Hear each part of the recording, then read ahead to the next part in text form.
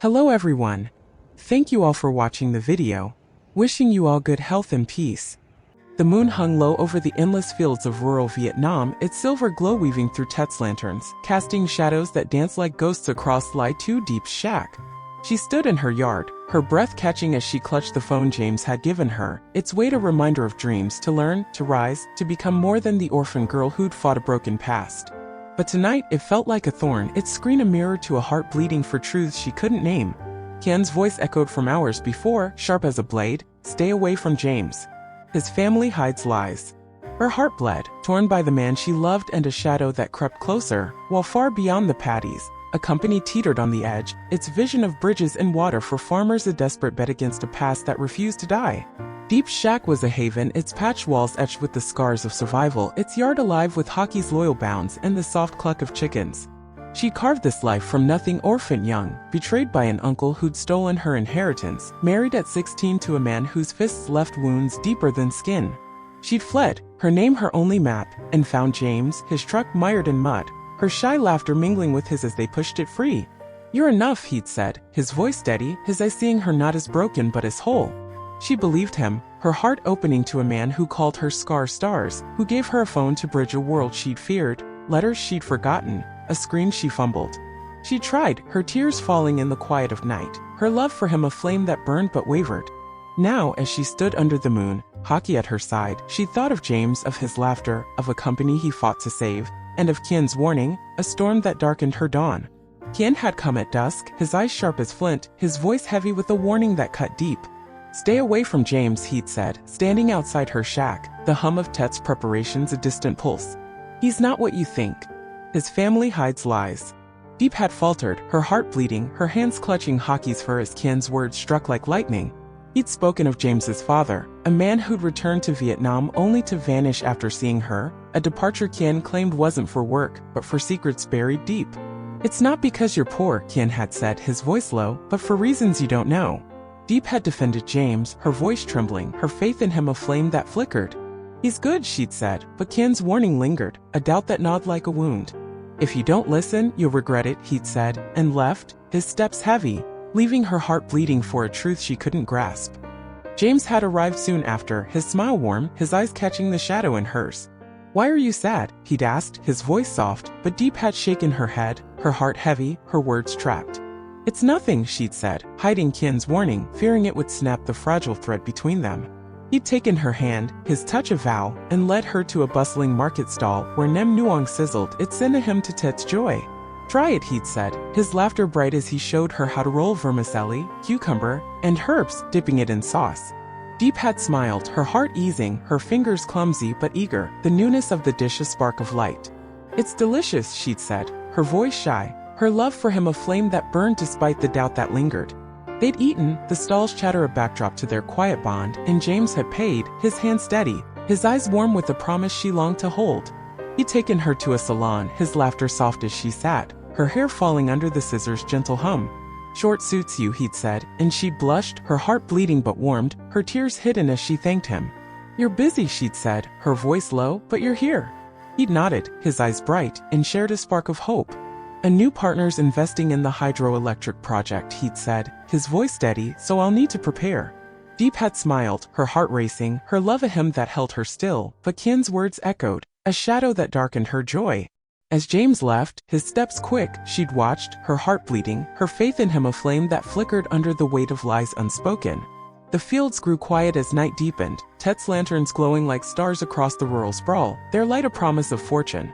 Diep returned to her shack, her hands busy with feed, hockey at her side, when a cry pierced the silence. A man lay by the roadside, his clothes torn, his body trembling, his voice weak. "Help," he'd whispered, and Diep's heart raced, her fear raw but her kindness stronger. She'd knelt, her hands steady, and helped him inside, his weight heavy against her. "They beat me, took everything," he'd said, his voice a thread, his eyes dull with pain. She'd given him water, wrapped him in a blanket, and cooked porridge, its steam a vow to ease his suffering. "Rest," she'd said, her voice soft, her heart bleeding for a stranger's pain, for a world that felt less safe. He'd eaten, his strength returning, and thanked her, his words quiet but heavy. "You're kind," he'd said, but offered no name, no story, leaving her heart bleeding, her kindness a spark that glowed against the dark. James, meanwhile, sat in his office, its walls heavy with the weight of a company once broken. Tuan, his confidant, had brought news that lifted his heart. Shareholders, including John, had returned their capital, cowed by evidence James held, a sword he'd wielded with care. "Pay the workers," James had said, his voice steady, "and add 10 days' wages." Tuan had nodded, his eyes sharp, but cautioned him. "You were lucky," he'd said, "but next time, research your investors." James had smiled, his heart heavy, his resolve aflame. "It's for the farmers," he'd said, "for their fields, their lives." The hydroelectric project, once a ghost, stirred again, its promise of water and power a vow to ease the farmers' pain. But John's shadow lingered, his betrayal a wound, and James thought of his father, of secrets Tuan's words had stirred, a past that refused to stay buried. He'd met Min, a new investor, in a cafe, its chatter a hum against their words. Min was an artist, his eyes bright with the dreamer's fire, his voice warm with purpose. "I've seen the farmers suffering," he'd said. "Their fields flooded, their roads washed away." James had nodded, his heart racing, and shared his vision: bridges to ease travel, water to feed fields, a hydroelectric plant to light homes. "It's for them," he'd said, his voice steady, "not profit." Min had smiled, his eyes sharp, and spoken of a girl, innocent, pure, without parents, who'd inspired him to invest. "She helped others," he'd said, and James's heart stirred, his mind flashing to Diepp, her kindness a spark that lit the fields. "I'm in," Min had said, his voice firm, his investment a lifeline for a company rising from ashes. They'd walked to a stream, its banks muddy, its flow a reminder of the farmer's plight. "Without bridges," James had said, "floods like Yagi ruin their fields." Min had nodded, his heart open, his purpose clear. "Name the bridges after investors," James had offered. "Market your brand." But Min had shaken his head, his voice soft. "It's for the people," he'd said, and James had smiled, his heart steady, his faith in the project a flame that burned. They'd parted, Min's promise a spark, but James's thoughts turned to his father, to Kien's warnings, to a past that pulsed like a wound. "Stay away from my family," Kien had said, his voice sharp, and James faltered, his heart tested, his resolve a vow that wavered under truths he couldn't name. Diepp stood in her shack, her hands busy with feed, her heart racing with Kien's words, with the stranger's pain, with James's laughter. Hockey nuzzled her, his warmth a balm, and she smiled, her tears falling, her dream of a life with James a spark that glowed. The phone, its buttons a puzzle, was a vow to rise, to learn, to stand by him, and she tried, her heart wide, her fear a shadow she pushed away. James had called, his voice a quiet strength, and she'd listened, her heart racing, her hands still. "You're enough," he'd said, and she'd clung to it, her love a flame that burned, her doubt a whisper that lingered, a truth she feared to face. Tet's lanterns glowed across the fields, a promise of fortune she wanted to hold. Diepp thought of James, his laughter, his hands rolling Nem Nuong, his love a balm to her wound. He'd spoken of bridges, of fields heavy with grain, of a life they'd build, and she'd smiled, her heart wide as the horizon. But Kien's words, the stranger's pain, the farmer's hunger, were clouds over James's world. The phone in her hand, the porridge she'd cooked, were steps toward a future she couldn't see, and the love she gave to James, to Hockey, to the stranger, was a choice she made each day. She thought of the Nem Nuong, its taste a promise, and of the farmers, their fields dry, their hope tied to bridges yet to rise, a dream tethered to a past she couldn't fathom. James's office was a cage, its walls heavy with the weight of a company reborn. He'd thought of the farmers, their children's hunger, their fields that cracked under the sun, and vowed to fight, to hold the bridges that meant more than wealth.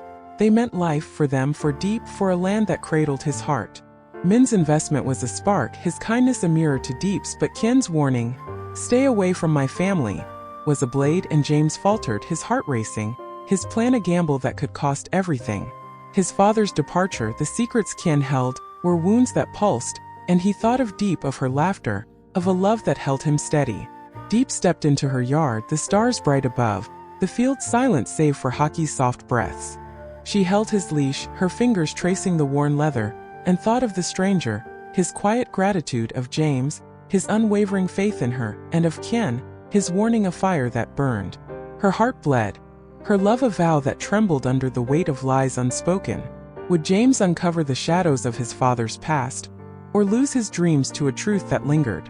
Would her love, bleeding for the man she held dear, endure, Or would Ken's words, the stranger's pain, tear them apart? She thought of the chickens she fed, the field she'd worked, the phone that promised a future, and James's voice, "You're enough," a vow that warmed her shack. Would their love bloom like Tet's lanterns, or fade under a storm she couldn't see? She didn't know, and the not knowing was a wound, faint but deep, that pulsed with every step. Hockey pressed against her, his warmth a quiet strength, and Diep knelt, her tears falling to the earth, her heart bleeding but unbroken, a flame that flickered but held.